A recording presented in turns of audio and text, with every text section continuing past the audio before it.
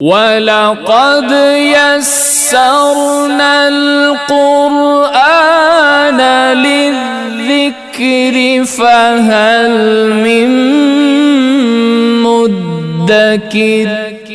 یہودی قوم اور یہودی قبیلے، ان کو ان کے گھمنڈ نے، ان کے فخر نے، ان کے تکبر نے برباد کر دیا۔ قرآن ہمیں بتلا رہا ہے، یاد کروا رہا ہے،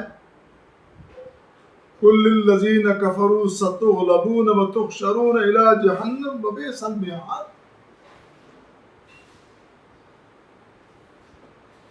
اس کا پس منظر کیا ہے؟ مسلمانوں اور کافروں کے درمیان ایک بڑا عظیم معرکہ ہوا، اور وہ معرکہ بدر ہے، غزوہ بدر ہے، جنگ بدر ہے۔ بدر کے میدان میں اگرچہ یہ پلانڈ نہیں تھا، منصوبہ بندی کے ساتھ نہیں تھا، یہ اتفاقیہ ہوا ہے۔ ابو سفیان کا قافلہ نکلا تو مسلمانوں نے اس کو گرفتار کرنا چاہا، اس کو خبر ہو گئی، وہ نکل گیا۔ لیکن جب اس کا پیچھا کرنے کی خبر مکہ والوں تک پہنچی تو وہ اپنے بڑے تکبر میں اور گھمنڈ میں نکلے کہ ہم اور ہمارا کوئی راستہ روکے۔ پورا لشکر لے کر وہ نکلے، اور ادھر جب مسلمانوں کو پتہ چلا تو مسلمانوں کے پاس اتنی تیاری نہیں تھی کہ آپ جنگ کرتے، لیکن جب جنگ آ پڑی تو پھر کی، اور بڑی خوب کی۔ پھر اس وقت مسلمانوں کا جو جذبہ ایمانی تھا، اللہ پہ جو توکل تھا، اللہ نے پھر اس توکل کی لاج رکھی۔ وہ اللہ بڑی غیرت والا ہے، وہ اپنے سے تعلق والوں کو کبھی رسوا نہیں ہونے دیتا، کبھی برباد نہیں ہونے دیتا، ان کی لاج رکھتا ہے۔ مسلمانوں کو بڑی فتح ہوئی، اور اس دن کو یوم الفرقان کہا گیا، بڑا عظیم دن، جس دن مسلمانوں کو بڑی عزت ملی۔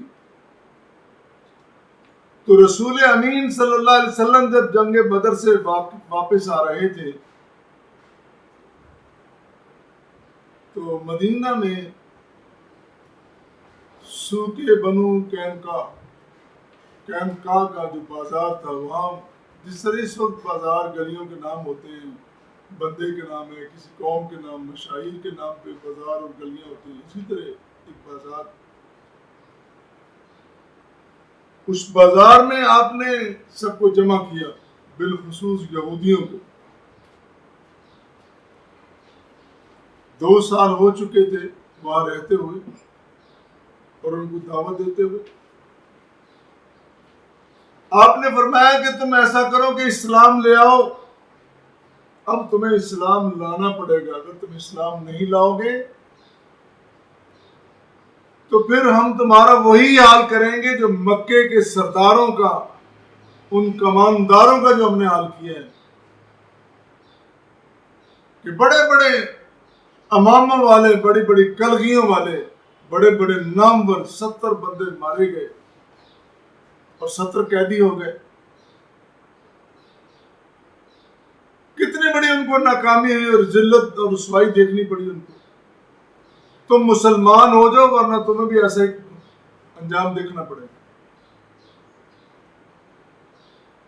تو رسول کریم صلی اللہ علیہ وسلم کا یہ فرمان سن کر وہ کہنے لگے، وہ بڑے گھمنڈی تھے، بڑا تکبر، بڑا فخر، اور اپنے تئیں بڑی منظم قوم تھے۔ وہ جتنے بھی ہیں وہ ہمیشہ سے بڑے منظم رہے ہیں، یہ بات ہوتا ہے، اس وقت بھی اور آج بھی۔ اور اس وقت بھی ان کا جو سب سے بڑا جال تھا وہ پیسہ تھا، وہ مال تھا۔ مال زیادہ یہودیوں کے پاس تھا، اور آج بھی اتفاق دیکھیں صدیاں گزر گئی، آج پھر سے وہ تھوڑے سے ہیں، منظم ہیں، اور دنیا کی مارکیٹوں پہ قبضہ ان کا، سب سے بڑا ملک، اس کی معیشت اس کے قبضے میں ہے، کتنی بڑی بڑی ملٹی نیشنل کمپنیاں ان کے قبضے میں ہیں، تجارتی منڈیوں پہ ان کا قبضہ ہے، کساد بازاری پہ ان کا قبضہ ہے، اور یہ یقیناً مسلمانوں کے سوچنے کا مقام ہے، ان کو سوچنا چاہیے، بحیثیت قوم اور ملت سوچنا چاہیے کیا ہو رہا ہے۔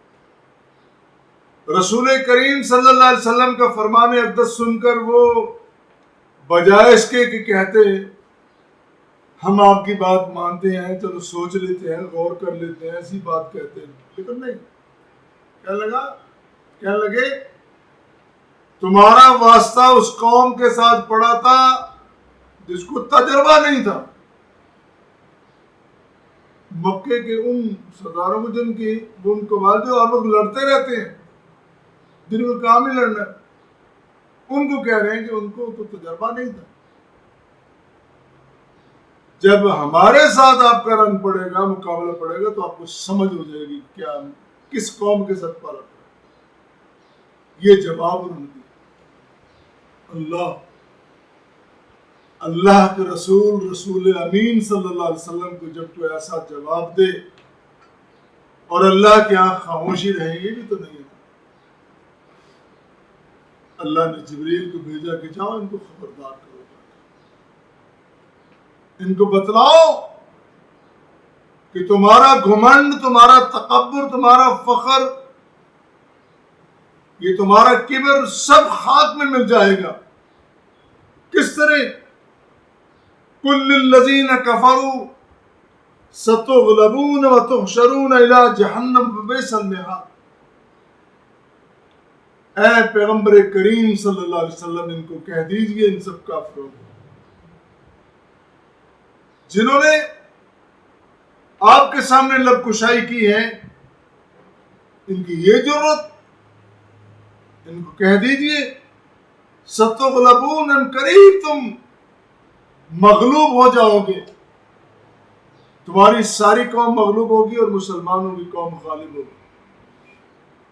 وَتُحْشَرُونَ إِلَىٰ جَهَنَّمَ، دنیا میں تم مغلوب ہوگے، یہ رسوائی، اور آخرت میں تم جہنم کی طرف لے جاؤ گے، یہ بڑی رسوائی ہے۔ دنیا کی رسوائی اور آخرت کی رسوائی تمہارا مقدر بن چکی ہے، یہ اللہ کا وعدہ ہے۔ وبئس المہاد، اور وہ بہت برا ٹھکانہ ہے۔ پھر ایسا ہی ہوا، قرآن کہتا ہے قَدْ كَانَ لَكُمْ آیَةٌ فِي فِئَتَيْنِ الْتَقَتَا، اس میں جب دو قومیں، دو گروہ، دو فوجیں آپس میں ملتی ہیں، لڑتی ہیں، اس میں نشانیاں ہیں، تم دیکھتے جاؤ۔ اور پھر یہ پیشین گوئی سچ ثابت ہوئی جب خیبر فتح ہوا۔ جو بڑے ٹھکانے تھے، خیبر میں ایک قلعہ نہیں تھا، وہاں بڑے یہودیوں کے قلعے تھے، ان قبائل کی بڑی آماج گاہیں، بڑی ان کی پناہ گاہیں تھیں، وہ سب فتح کی، سب کو ناکام کیا، سب کو مغلوب کیا۔ اور بنو قریظہ کس طرح قتل ہوئے، کس طرح بنو نذیر کو وہاں سے نکالا گیا، جلا وطن کیا گیا، ان کی زندگیاں بھی چھن گئی، ان کی زمین بھی چھن گئی، زمین ان کے لیے اللہ نے تنگ کر دی کہ تم میرے رسول کی نافرمانی کرتے ہو، اور میرے رسول کے سامنے تم اس طرح کی باتیں کرتے ہو، بڑائی کی، تکبر کی، گھمنڈ کی، فخر کی۔ ان کو سزا یہ دی کہ اللہ تعالیٰ نے ان کے لیے زمین تنگ کی، ان کی زندگی ختم کر دی۔ اللہ اللہ۔ تو یہ ان کا گھمنڈ وہ حالانکہ وہ دیکھ رہے تھے ان کا جو پہلا، ان کو بات کرنے سے پہلے اپنا انجام دیکھنا چاہیے تھا.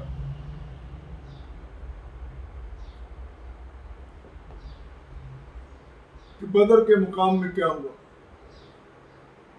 لیکن وہ کچھ سبق لیے بغیر، عبرت پکڑے بغیر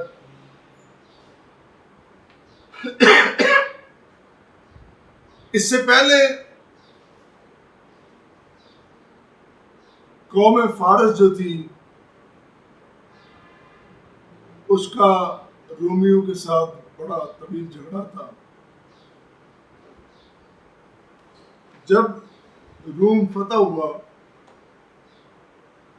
تو ظاہر ہے فارسیوں اور ایرانیوں نے بڑے جشن منائے، بڑی خوشیاں منائی، اور وہ اتنے تکبر اور گھمنڈ میں رومیوں کی مقدس صلیب بھی اٹھا کے لے گئے. اور یہ بڑی شکست ہوتی ہے کہ انسان اپنے مقدسات کا بھی احترام اور ان کا تحفظ نہ کر سکے. وہ خوش ہوئے تو ان کو دیکھ کر اہل مکہ بھی بڑے خوش ہوئے تھے.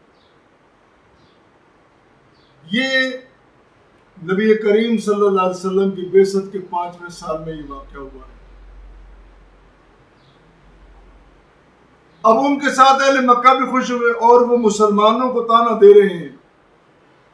مسلمان مغلوب نہیں ہوئے، لیکن وہ چونکہ رومی اہل کتاب تھے اور مسلمان بھی اہل کتاب، تو اس مناسبت سے انہوں نے مسلمانوں کو بڑے طعنے دیے. ان کے طعنوں کے جواب میں اللہ تعالیٰ نے پھر فرمایا الف لام میم غلبت الروم فی ادنى الارض وهم من بعد غلبهم سیغلبون. تم آج ان کی فتح اور ان کے غلبے کی بات کر رہے ہو، ان قریب یہ مغلوب رومی غالب آئیں گے. اور بضع کا لفظ بولا 3 سے 9 سال کا عرصہ بنتا ہے. جب یہ حکم آیا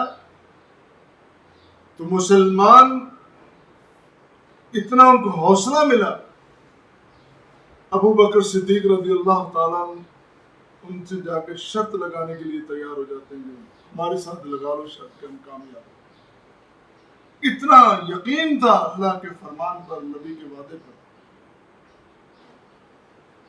اور پھر یہ 9 سال بعد یہ واقعہ، بضع کا لفظ بولا ہے، 9 سال گزرے ہیں، اور 9 سال کے بعد بدر کے دن ادھر مسلمانوں کو مشرکوں کے مقابلے میں کامیابی ہوئی، اور ادھر رومی بھی غالب آ گئے ان فارسیوں ایرانیوں پر. تو گھمنڈیوں کے گھمنڈ ان کو لے ڈوبتے ہیں، تکبر اور کبر ان کو لے ڈوبتا ہے. اللہ کو عزت انکساری پسند ہے اور وہ اپنے بندے سے یہی چاہتا ہے. میرے بندو، عزت انکساری اختیار کرو. تم مٹی کے بنے ہو اور مٹی کی طرح رہو، یہی تمہارا ٹھکانہ ہے.